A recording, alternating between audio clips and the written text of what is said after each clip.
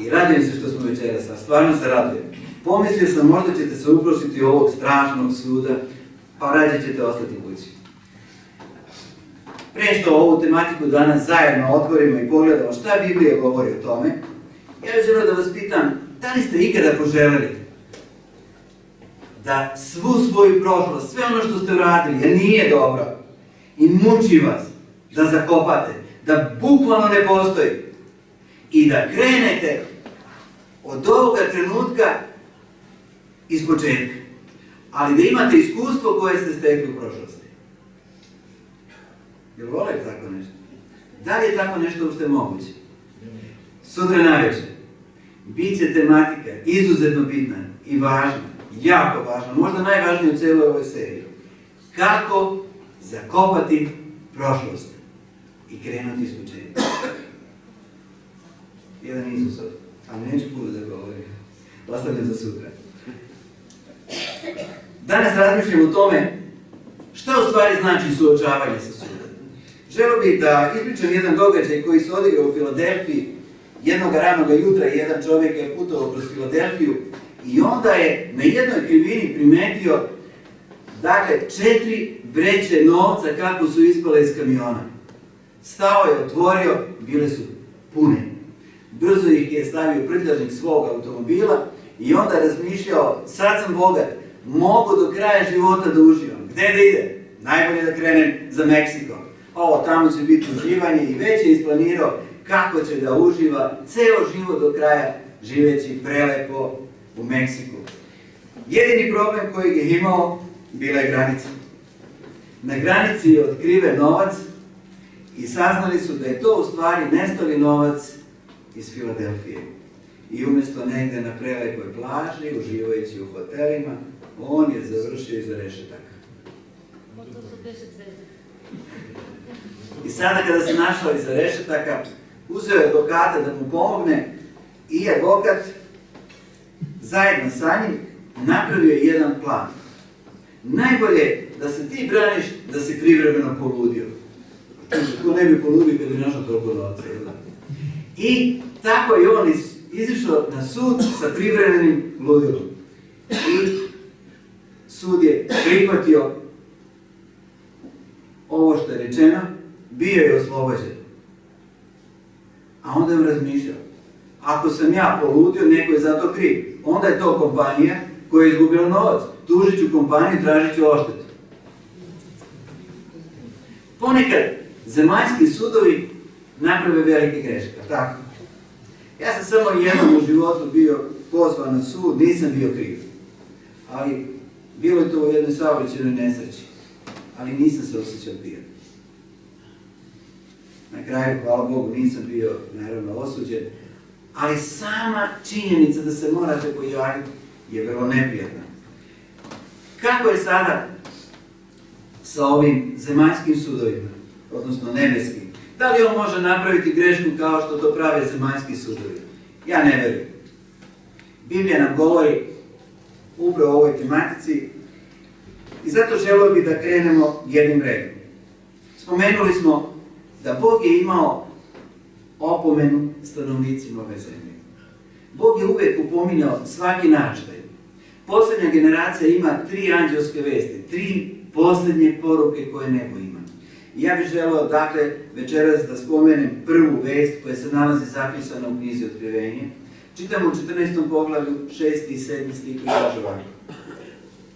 I videh drugog anđela gde leti posred neba, koji imaše večno evanđelje da objavi onima koji žive na zemlji i svakom plemenu, i jeziku, i kolenu, i narodu, i govoraše velikim glasom. Bojte se Boga i podajte mu slavu, jer dođe čas suda njegova. I poklonite se onome koji je stvorio nebo i zemlju i more i izvore vode. Ova vest upozorava i govori da je počeo jedan čas, jedan trenutak na nebu kada počinje sud. Ovo se sve odigrava u jednom vremenu kada u poslednjih dana počinje moderni spiritizam, dakle to je bila polovina 19. veka. U to vreme se lansira i teorija evolucije Charlesa Darwina, nema Boga, ili za one koji su pobožni, evo vam spiritizam, bilo šta samo da ljude odvrate od Boga. Bez neba, jeste, poklonite se onome koji je stvorio nebo, zemlju, more i izvore vodene, jer dolazi čas suda njegova. U božanskom planu spasenja sud ima svoje izuzetno važno mjesto, jako važno mjesto, jer u stvari tu se donosi konačna odluka o svakom čovjeku, o svakoj ženi, o svakom djetetu. Ono što na nebeskom sudu bude odlučeno, to je ono što će biti za svoju vječnost. Prema tome, ova tematika nije tema koju treba zanemariti. Meni je jako žao što danas gotovo niko o tome ne govori. Ili ovo tabu tema, ili ljudi dovoljno ne poznaju, ali vrlo retko sam imao priliku, barem ja lično, da prisustvujem da je neko uopšte govorio o ovoj tematici. Koji je značaj nebeskog suda? Hajde da krenemo redom. Sud će doneti pravednu odluku za svakog čovjeka, što mene jako raduje.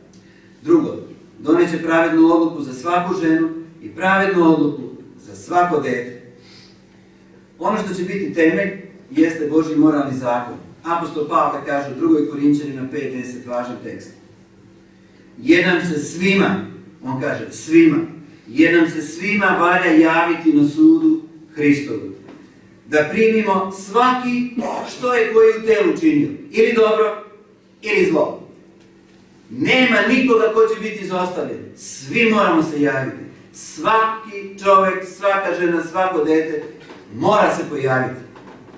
Da li ćemo se pojaviti mi lično, fizički? Ne, vidjet ćemo večeras šta Biblija o tome govori.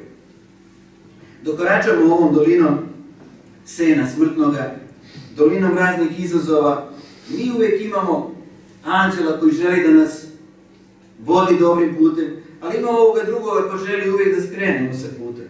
Bog nam nudi krunu života o kojoj smo govorili, ali Sotona nudi zemaljsko dobro. A mi biramo, nije odlučeno. Žao mi je što čovjek danas razmišlja samo telesnim očima i gleda ono što je ispred njegovog nosa. Daj ti meni sad. Jednom prilikom napravljen je jedan zaista, ajde kažem, simpatičan eksperiment. U stvari, jedan nastavnik u školi pitao djecu ovako. Da li želite da vam sada kupim sladoled ili želite kada napunite 18 godina da dobijete $10.000? Što mislite što su djeca rekli? Dajte nam sladoled sada. Ko će dočekati 18 godina? Sada. Ljudi žele sada, odmah, sada. Kao da živimo samo za današnji dan. I to Sotona jako dobro koristi. Knjiga proroka Danila, rekli smo da je to apokalipsa Staroga Zaveta, u 7. poglavlju on opisuje u 13. stihu. I vide utvorama noćnim i gled, kao sin čovječi iđeše na oblacima nebeskim i dođe do starca i stade pred njim. Ono što mene raduje jeste što Danilo vidi nekoga ko je kao sin čoveči. Mi znamo danas ko je on.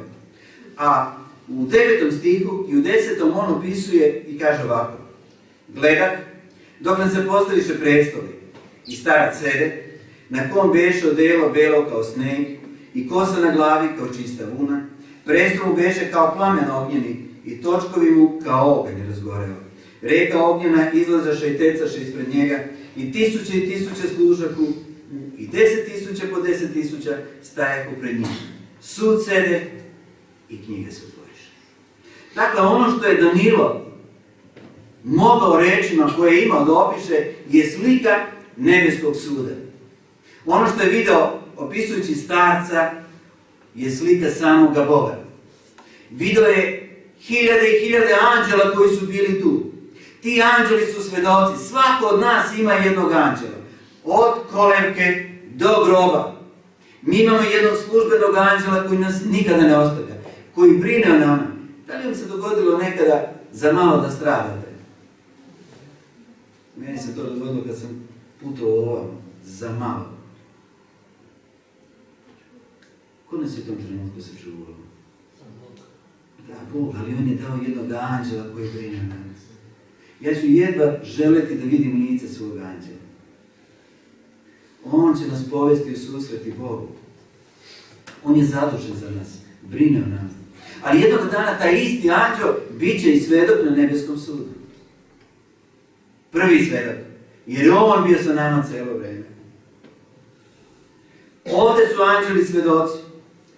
Možda će neko između vas, kao što sam se ja pitao, pa dobro, što će Bog usuditi? Tako? Ima li nešto što Bog ne zna? Pa Bog sve zna. Neko me pitao, pa da li Bog zna, hoću li ja biti spašan ili biti na nebu? Jer zna Bog? Pa zna. Pa što će onda sud? Šta će čitava ta ceremonija? Bog zna. Ali da li znaju anđeli i ostali stanovnici svemira? Ne, oni vide ono što vide. Sotona je taj, ili đavo koji nas optužuje. On nas navodi na greh i on nas optužuje. Kada bi Bog svojim predznanjem kazao ovako, on je dobar, on će biti ok, sve u redu. U tom slučaju, ako se odmah kaže u redu je, onda je to predestinacija, predodređenje. Bog to ne želi. On želi da bude pravedan u najmanjem detalju. Svako ime će se pogledati na nebeskom sudu. Ja ću kasnije spomenuti neke detalje koji su jako bitni. Danilo kaže, knjige se otvoriše.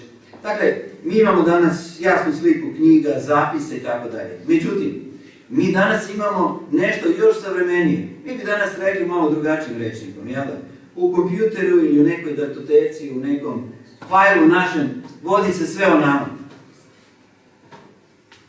Ali u stara vremena knjige su bile jedina stvar koje su mogle biti razumljive. Ali koristimo ovaj izraz. Knjige se otvoriše. Postoji nekoliko knjiga, mi ćemo o njima govoriti. Ali pogledajmo prvo tekst koji je Danilo zapisao u 8. glavi u 14. stihu.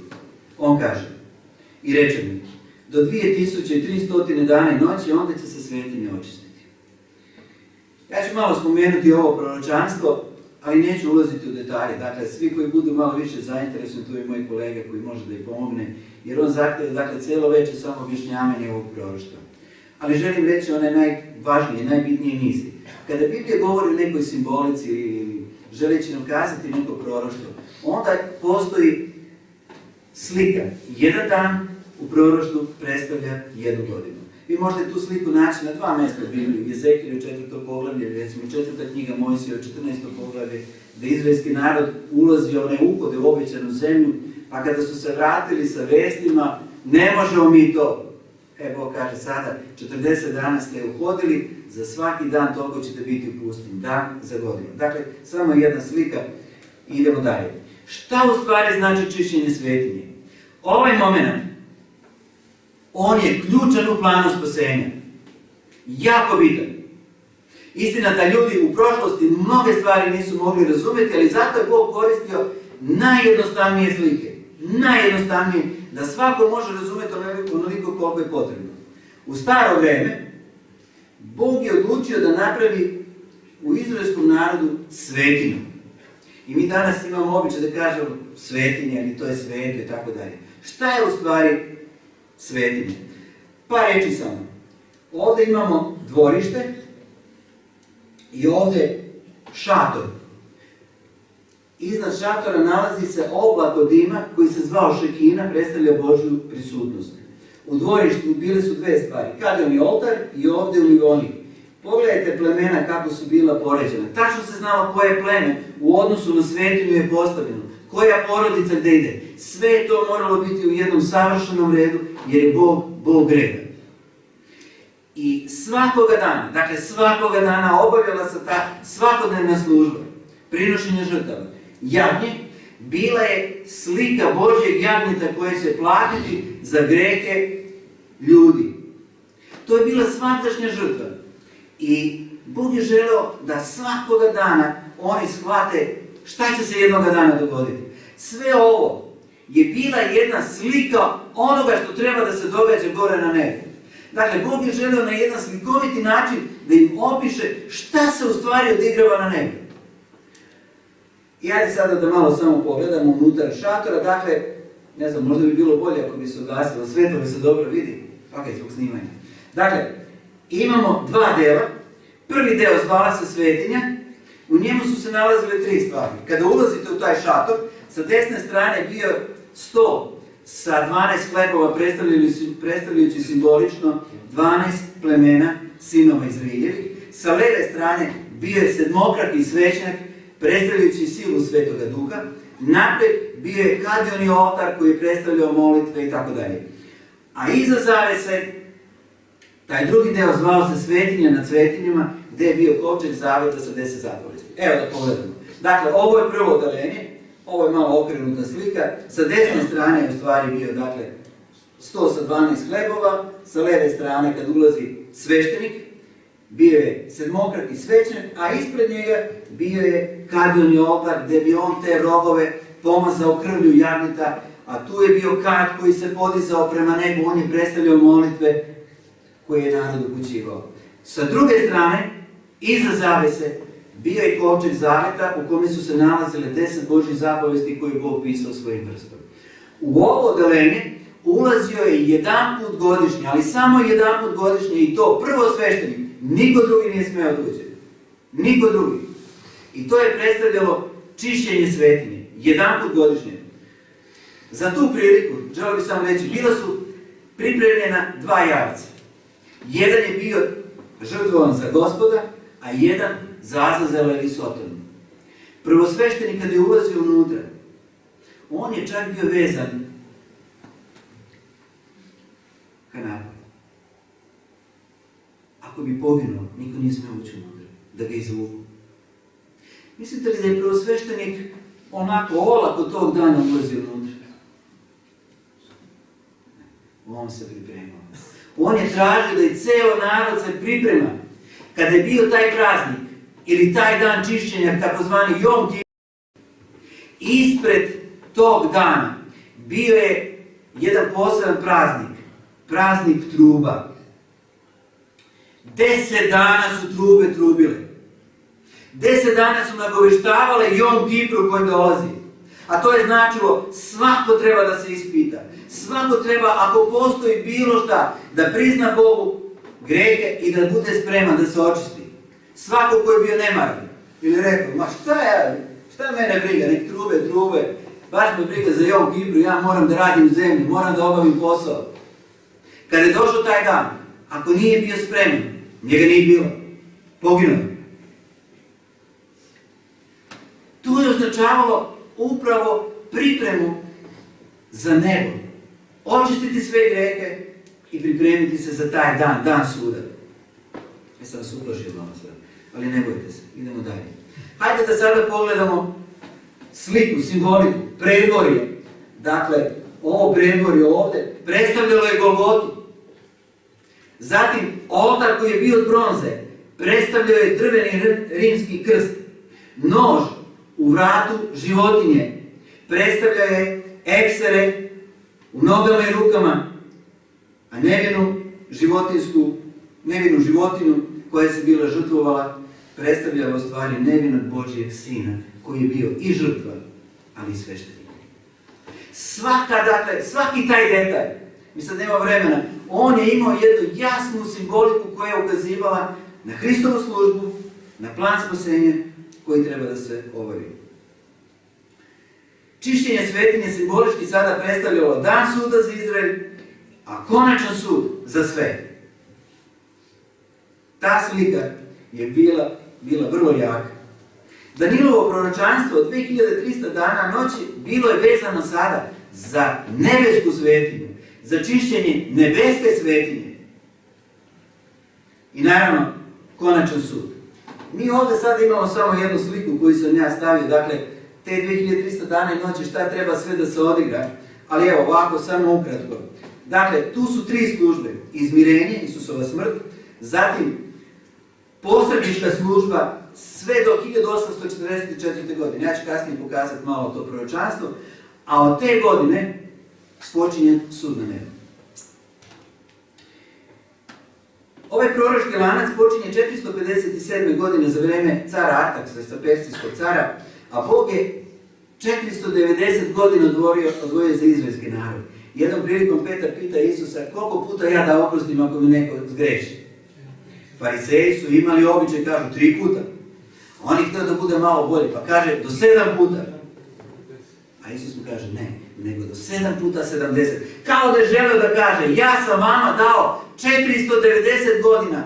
To je vreme kada vi treba da se odvratite od greha. To je vreme koje sam vama dao za pokajanje, za vraćanje natrag Bogu.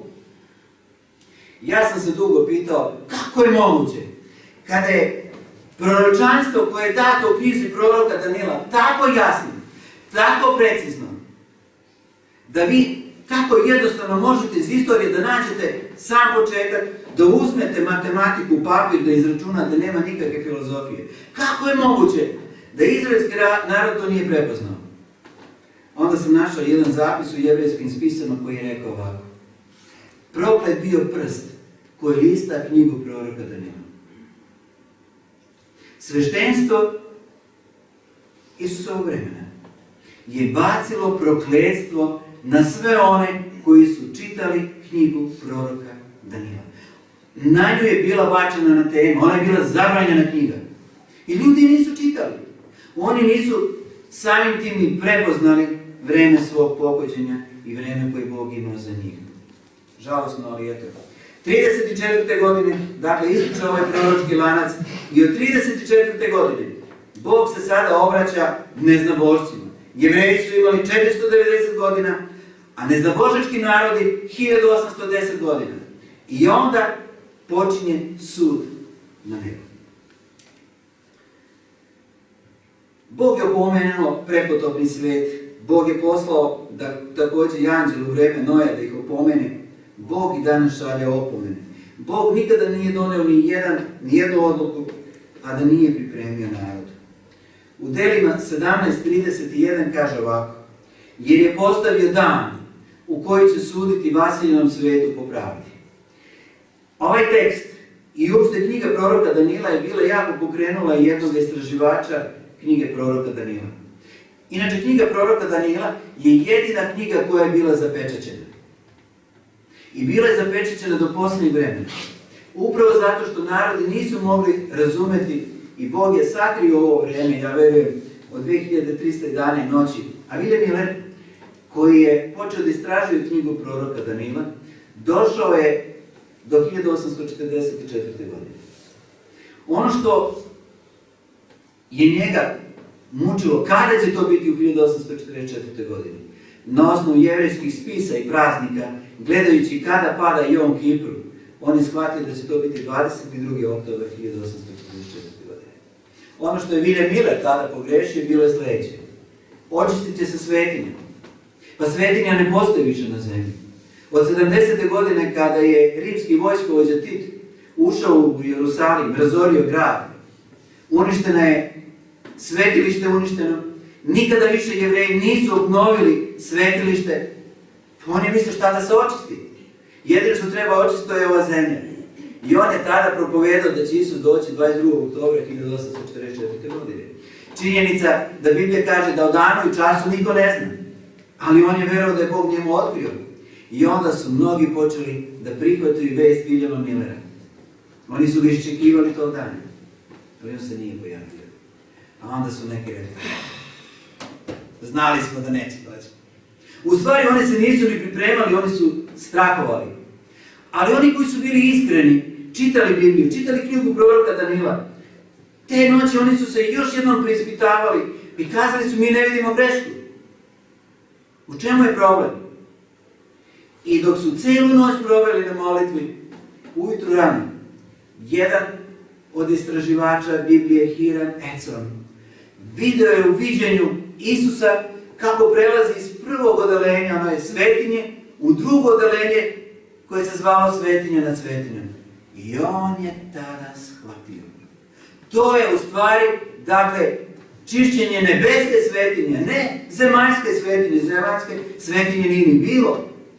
I onda su istraživali, evo danas, istraživanje Biblije, mi dolazimo do tog podatka. Bog je postavio dan u kome želi da sudi vasiljenom svetu po pravdi. Zašto je potrebno ovo suđenje? Znate, znate da na nebu pojavio se greh i to u srcu prvoga heruvima po imenu Lucifer. Želio da bude kao Bog. Svoje nezadovoljstvo širio je čitavim svemirom. U njegovom srcu prorok Isaija kaže bile su sljedeće misli. I on spominje ovo. Kako pade s neba zvezdo danice kćeri Zorina? Kako se obori na zemlju koji si gazio narode? A govorio si u srcu svom. Izaći ću na nebo. Više zvezda Božih podignut ću presto svoj. Sešću na gori zbornoj na strani severnoj. Izići ću u visine nad oblake. I izjednačit ću se s višnjim. Želeo da se izjednači, da bude kao Bog. To je bilo u njegovom srcu. Biti kao Bog. I sada na nebeskom sudu Lucifer je taj koji optužuje Boga da je nepošten, da je nepravedan i tako dalje. Ovaj sud nije samo zbog nas. On je tu da dokaže Božju pravdu. A Bog u svakom detalju i najmanjem želi da bude pravedan. I možda se nekada čini nama da nije nešto ispravno, nije pravedno, ali nebeski sud će to pokazati.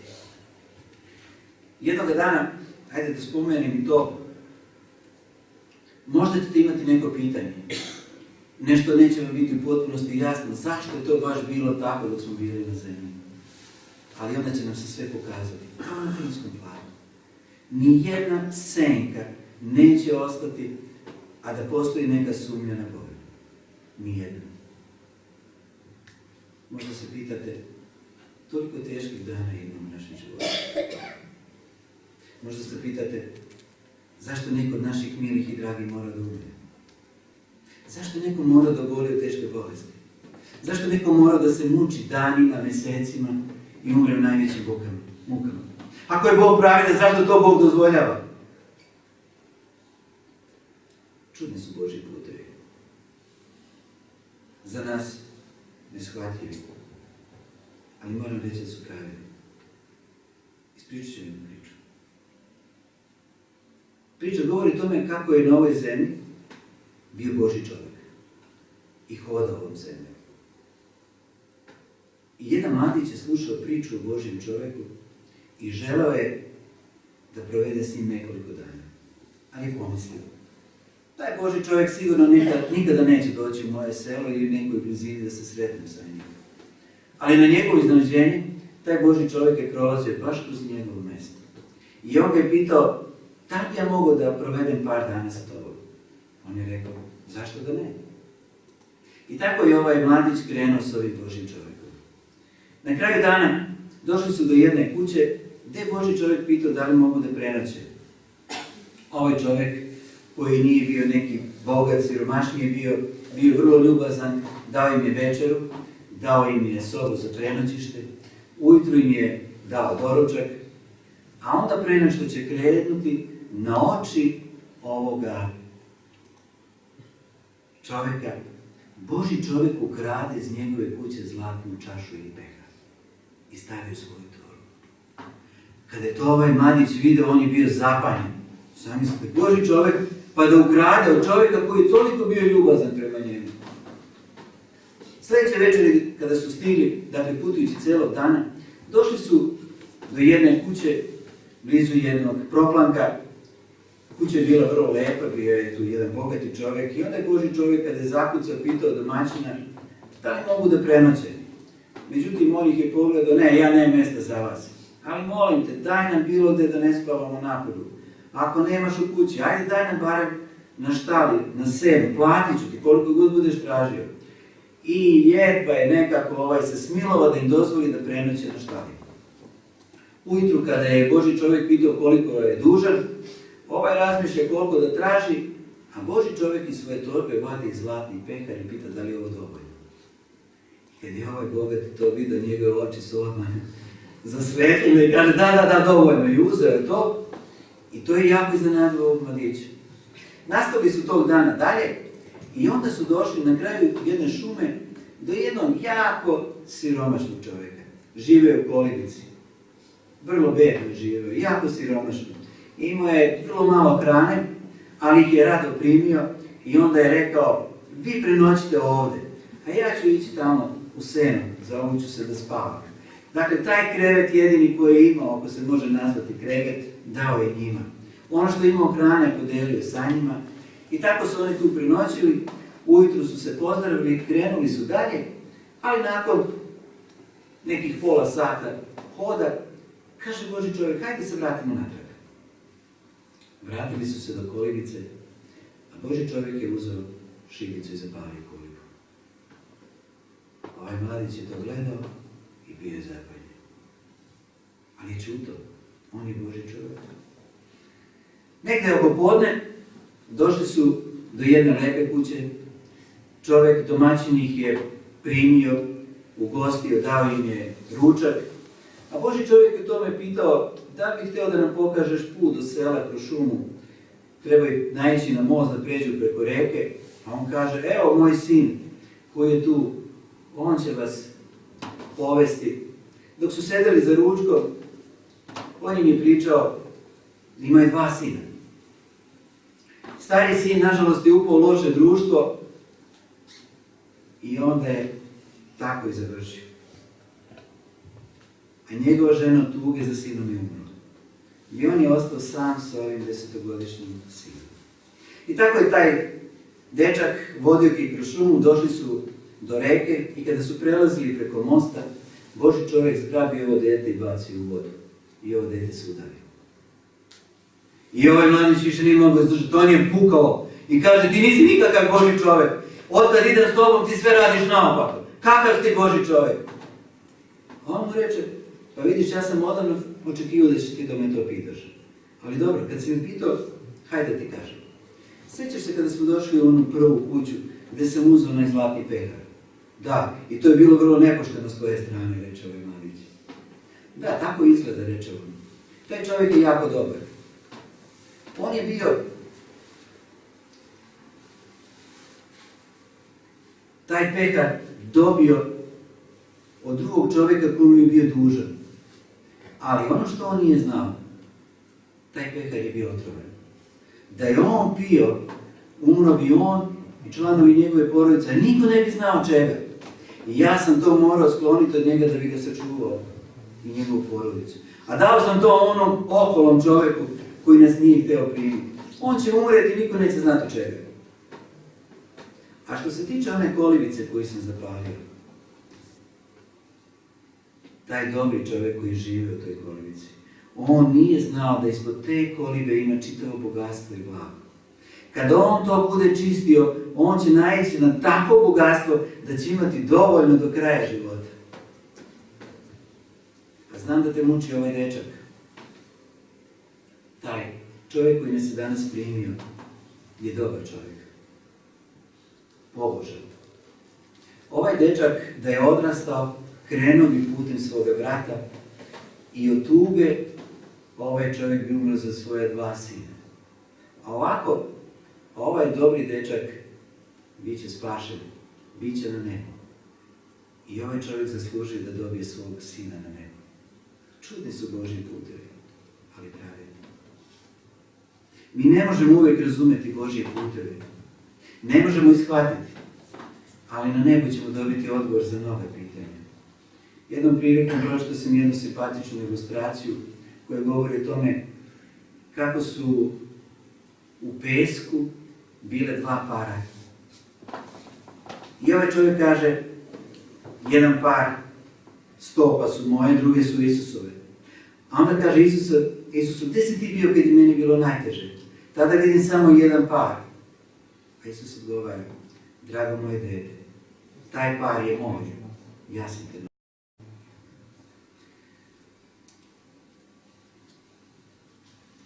Nebeski sud će otkriti Božju pravednost. I tada ćemo vidjeti jasnu razliku između onoga što je izgledalo samo prividno dobro na ovoj zemlji, šta smo izabrali. Da li krunu i želju da služimo Bogu ili ne. Sudbina tvog večnog života je bukvalno u tvojoj ruci. Rimljanima poslanica 14. glava 12. stih kaže ovako. Tako će dakle svaki od nas dati Bogu odgovor za sve. Svako od nas će dati odgovor za sebe. A propovednik 11. poglavlje 9. stih kaže ovako. Raduj se mladiću za mladosti svoje. svoje. I neka te veseli srce tvoje dok si mlad. I hodi kuda te srce tvoje vodi i kuda oči tvoje gledaju. Ali znaj da će te za sve to Bog izvesti na sud. Radi, mladiću, kako želiš, uživaj, ali znaj da ćeš jednog dana ipak morati dati odluku na sudu. Mi smo odgovorni za svoje odluke, za svoje postupke, za sve ono što činimo svakoga dana, svakoga trenutka. Knjiga Propovednika 12.14 dodaje i kaže ovako: jer će svako delo Bog izneti na sud i svaku tajnu, bila dobra ili zla. Bila dobra ili zla. Nema pred Bogom tajne. Nema pred njim ništa sakriveno. Pred Bogom je sve golo i otkriveno. Jednog dana morat ćemo dati odgovor Bogu za sve ono što smo činili. U Jevrejima 4.13 kaže ovako: i nema tvari nepoznate pred njim, nego je sve golo i otkriveno pred očima onoga kojemu govorimo. Mi danas možemo ići svojim putovima, raditi što želimo, ali jednog dana ipak morat ćemo dati odgovor na nebeskom sudu. Psalam 139, 1, 3, 16 stih kaže ovako: Gospode, ti me kušaš i znaš, kad hodim i kad se odmaram, ti si oko mene. I sve puteve moje vidiš. Zametak moj vidiše oči tvoje. U knjizi je tvoje sve to zapisano i dani zabeleženi kada ih još nije bilo ni jednoga. Sve je to zapisano i sve je to Bogu poznato. Matej 12, 36, 37 kaže ovako: a ja vam kažem da će za svaku praznu reč koju reknu ljudi dati odgovor u dan strašnog suda. Jer će se svojim rečima opravdati i svojim će se rečima suditi. Kada bi ovo bio jedini tekst koga bi večeras pročitao, bio bi dovoljan. Koliko je reči koje smo mi izgovorili? Koliko reči koje nisu dobre? Sve je to zapisano.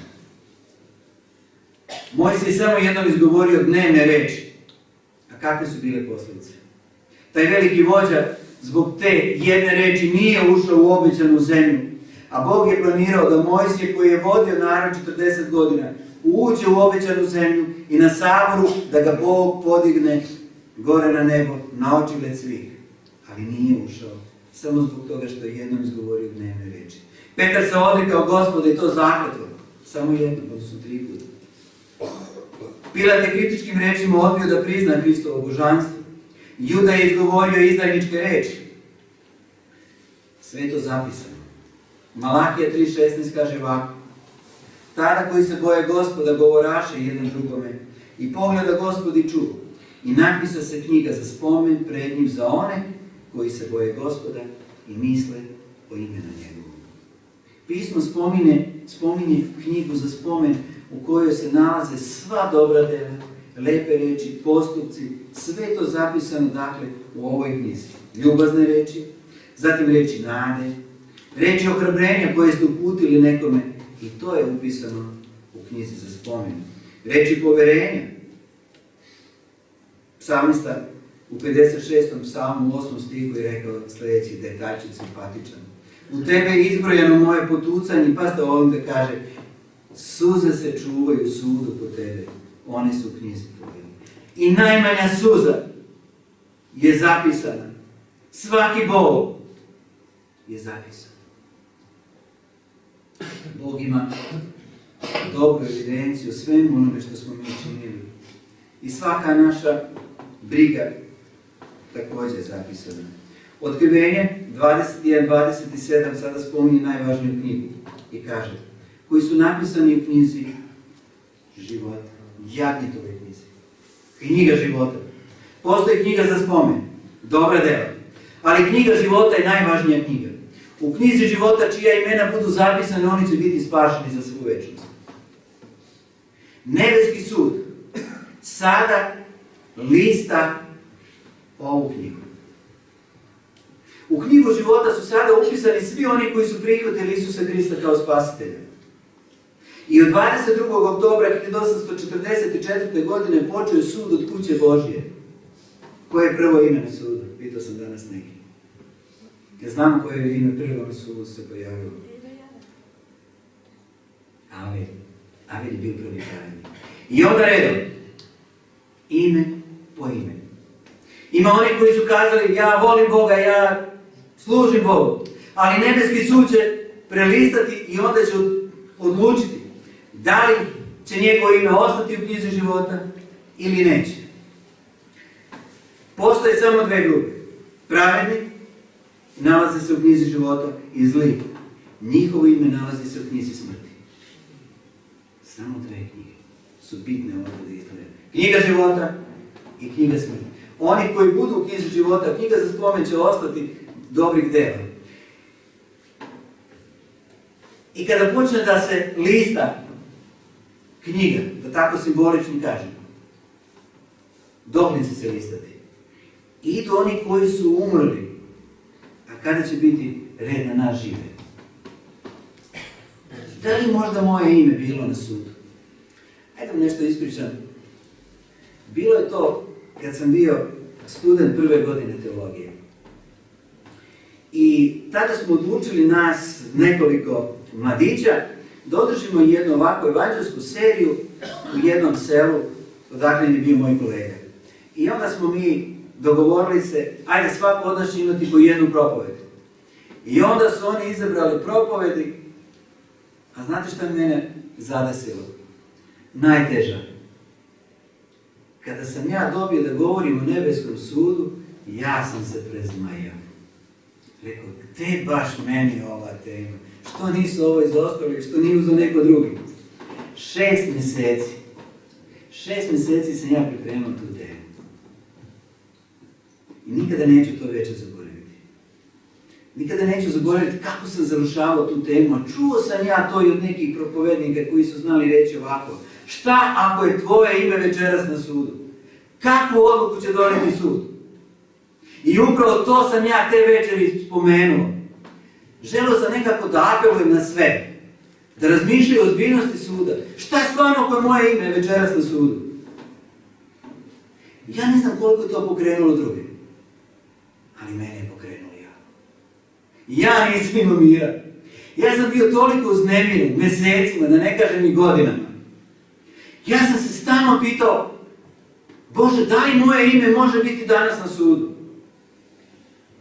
Da li sam ja to dobro rekao tada? A znate zašto sam se pitao? Zato što sam postavio isto tako pitanje, da li moje ime moglo biti jučer? Da li moje ime moglo biti pre godinu dana ili 2 godine? A tada ja ništa nisam znao o Bogu. Ako je bilo pre 2 godine, šta su oni rešili na sudu? Ovaj psuje Boga, mani ga, briši ga. Ne vodi ga ništa. A ja sam se totalno promenio. Hoće li nebeski sud još jednom zasedati? I da kaže, ej, pa vidi, ovaj se promenio. Ovaj sad postao pobožan, on se moli Bogu. Pa red je da bude spašen u knjizi života. Tako? I šta mislim, to će biti to? Aj pretpostavim da će biti, ja? I moje ime u knjizi života. Super. Prođe jedno vreme, a ja se zakačim sa mojim komšijom. Pa se posvađam. Pa ljut na svakog živog. A anđeli kažu, pa vidi mi ovoga stavili u knjigu života. Jel da? Jel ovakav treba nama na nebu? Ma ne treba, brišimo. I oni mene izbrišu. Prođe par dana, na meni krio, što sam ja tako uredio moj komšiju. Odem ja kod njega, kažem komšije, ja sam jako pogrešio, oprosti mi.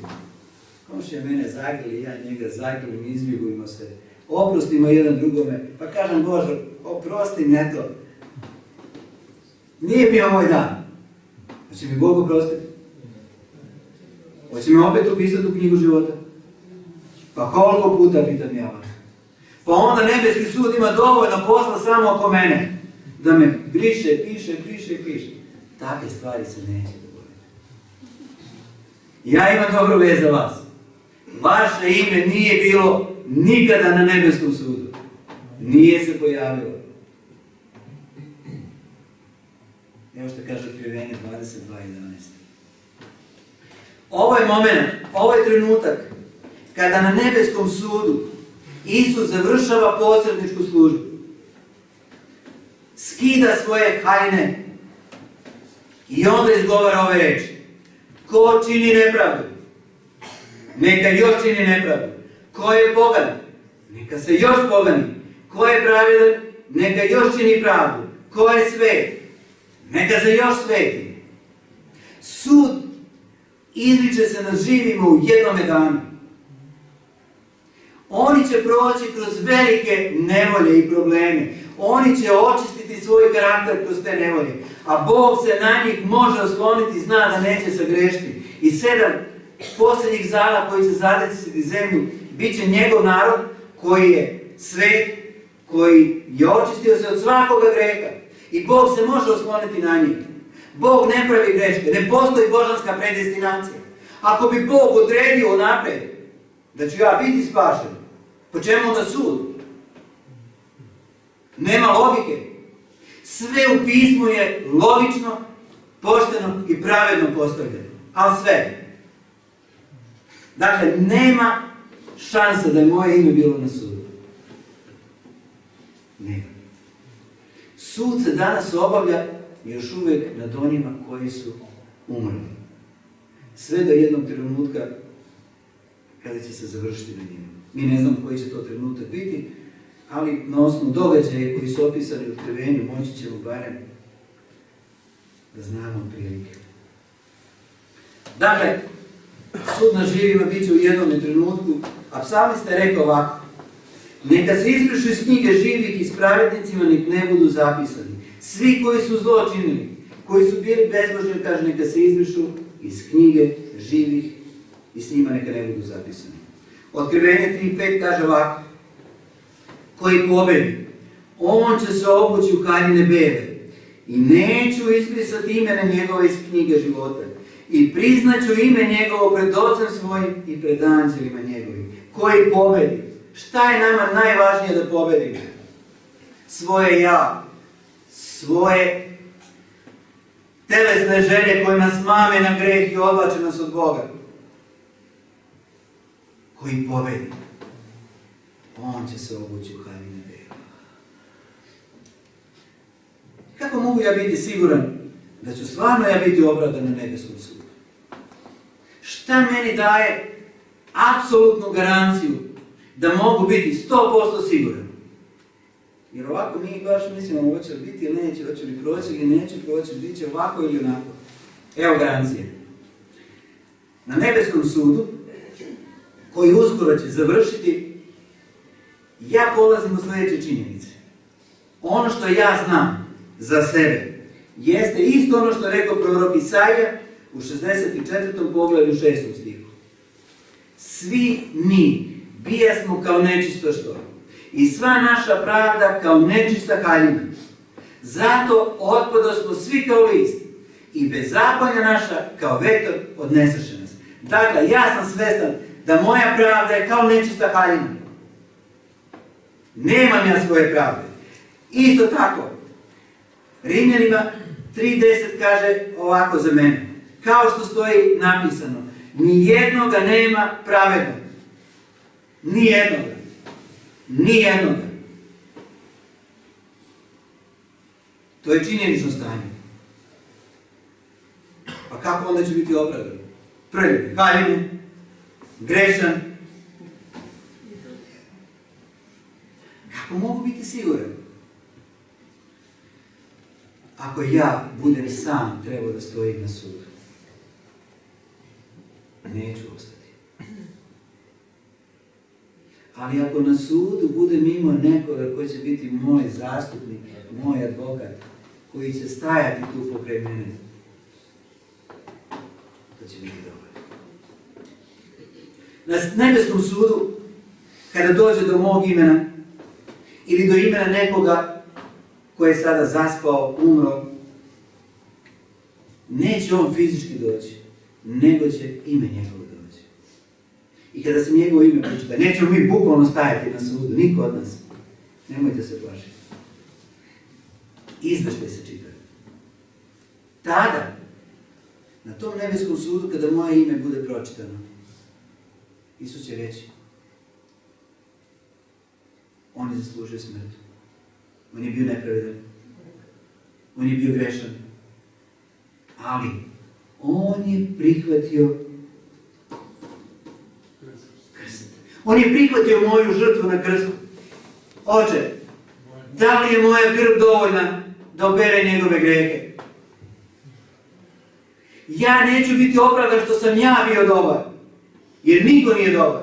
Niko nije pravedan. Ali Isus na nebeskom sudu, ako ga ja prihvatam i primam kao spasitelj, on će reći, oče, moja krv je dovoljna da njega očisti od svakoga greha. Od svakoga greha. I pogledajte ovaj prelepi tekst, Jovan 5:24 kaže ovako. Zaista, zaista nam kažem, ko moju reč sluša i veruje onome koji je mene poslao, ima život večni. I ovdje u našem prevodu kaže i ne dolazi na sud. Originalni tekst grčkog jezika kaže neće biti osuđen.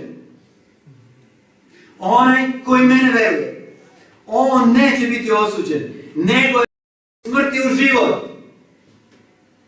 Zahvaljujući onome što je Isus učinio, ne ja. Ja sam njega prihvatio, a on kaže, zato što sam njega prihvatio imam život večni i neću biti osuđen na sudu, nego ću preći smrti u život. Kako divno obećanje. Iako nas je smrt zadesila, Isus kaže moja krv, ona je dovoljna da i smrti pređe u život. I zato ja vjerujem da ću ponovno sresti svoju kćerku i da ćemo biti zajedno na nebu. Jer smrt nema vlast. Isus je platio da bismo mi mogli da živimo.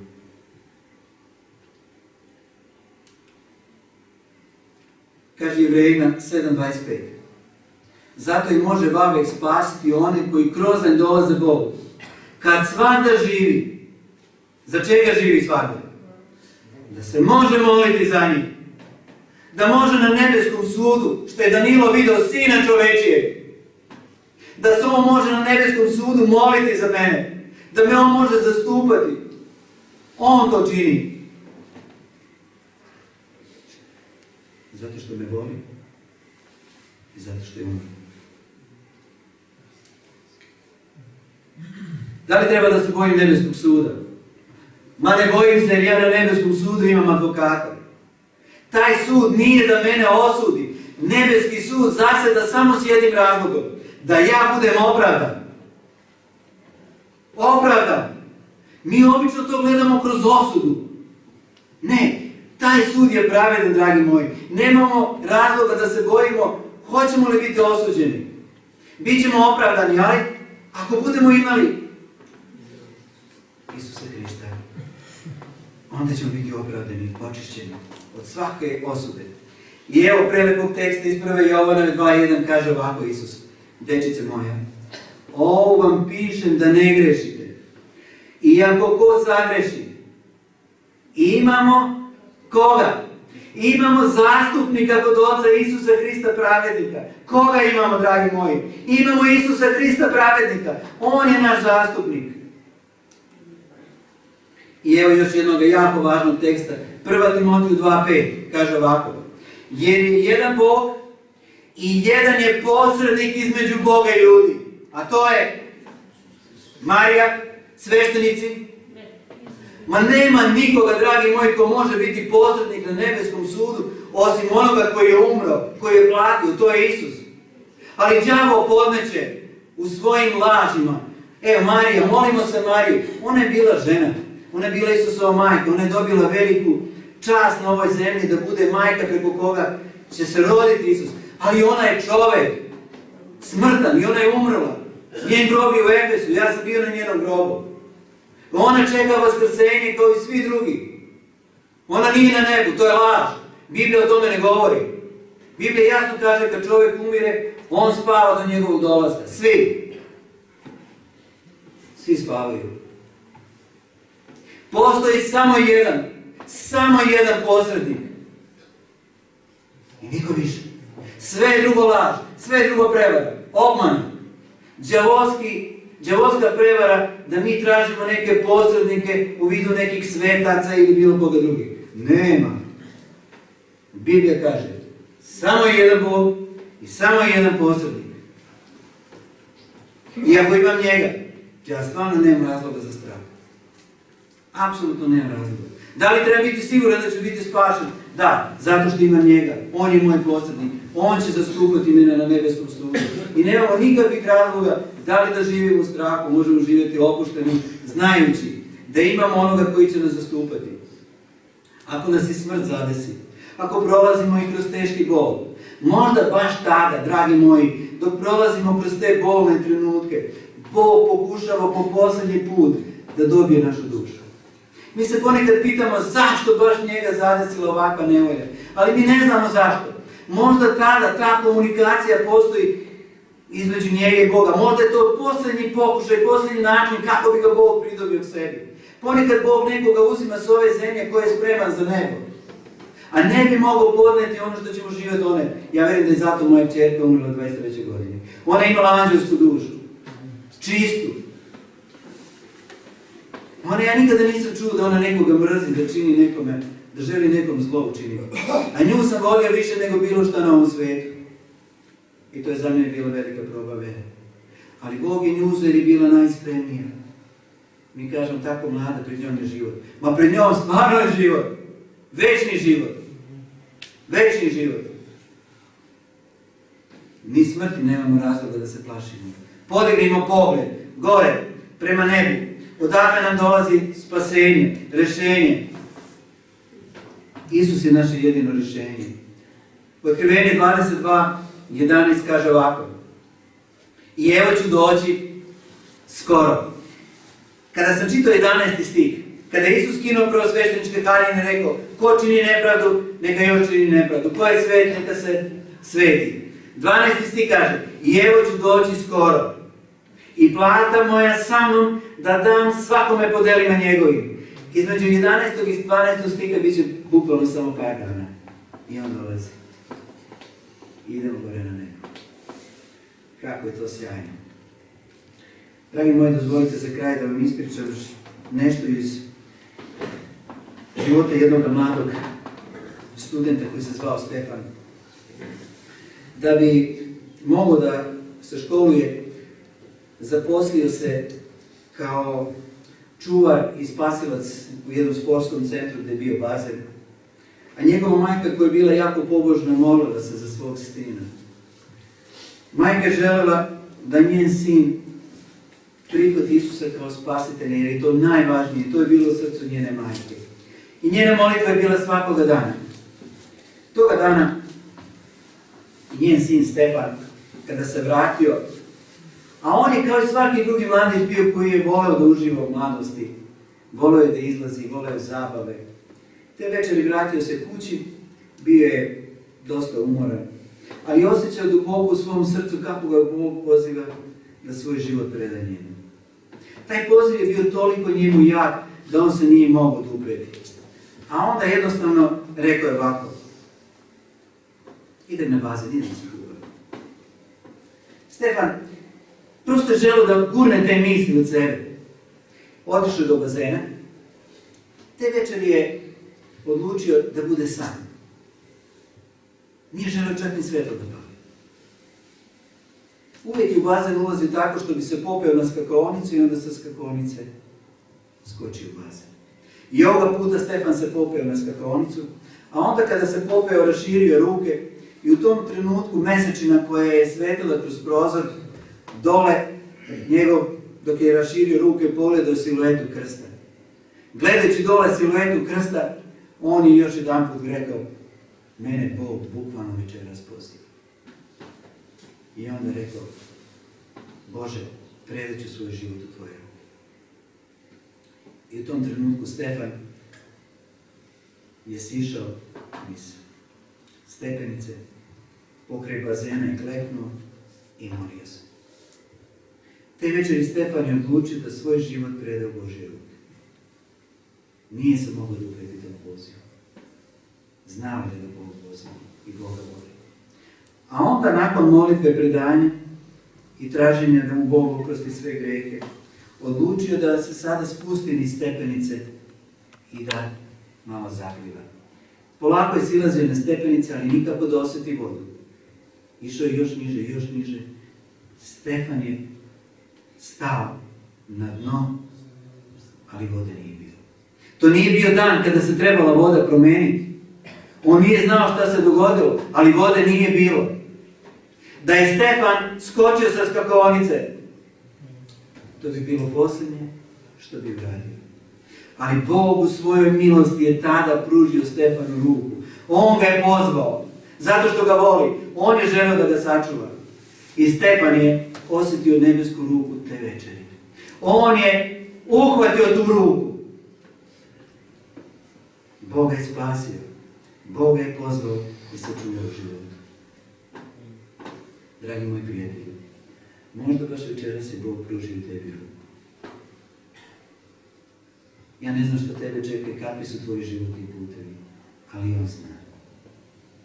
On te voli i On želi da te ima pokraj sebe na nebu.